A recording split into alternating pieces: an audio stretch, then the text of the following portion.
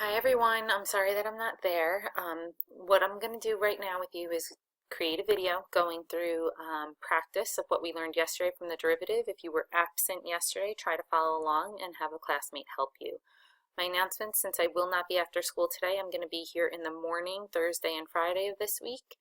And then the second announcement is you are going to have a worksheet for homework tonight, and the worksheet's going to be handwritten examples that I wrote out, front and back. Okay, so taking today's notes and following along, definition of the derivative from yesterday's lesson, it's a function we use to determine the slope of the tangent line. Remember, a tangent line is a line that hits a curve exactly once. It kind of just kisses the curve.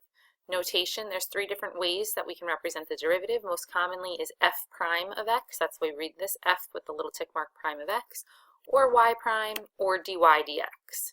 Okay, we're going to find derivatives of functions looking like this. We call them polynomials.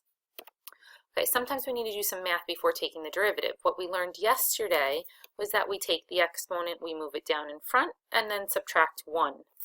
So here, if I have the exponent in the denominator, then I can't just follow that rule. What I need to first do is bring this up to the top as a negative exponent. So we would rewrite, this is f of x, the same exact function as 3, because the 3 is on the top, x to the negative 4. That negative 4 just means it's actually in the denominator.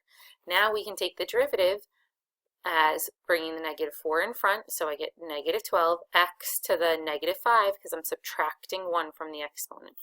Again, here, if I were to rewrite this function, I see there's an x on the top and on the bottom, so I can condense these and cancel out the x on the top with one of the ones on the bottom. So I actually get 6x to the negative 1. There's only one x on the bottom here if you cancel out, plus 1/2 plus 2x. Now if we take the derivative, this is going to become negative 6x to the negative 2. The 1/2 drops, and then it's just going to be plus 2.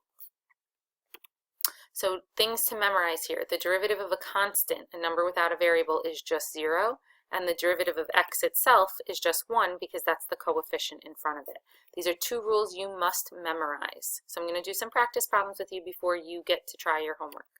So differentiate, oops, I cheated here, this one, I'm giving you the answer. So the slow step is showing you the 3 comes down in front times 6, x to the 3 minus 1. The 2 comes down in front, 2 times 10, x to the 2 minus 1. There's a 1 here, the 1 comes down in front, 1 times 3, x to the 1 minus 1, plus 0. Remember, the derivative of a constant is just 0. The simplified version is the one that you saw popped up first. If you can jump right to this, that's great. If not, you can show this previous step. And we also usually don't write x to the 1, we usually would just write 20x. Okay, next example, finding the derivative. So following those steps again, the exponent comes down in front, you multiply, so 2 times 3, subtract 1 from the exponent.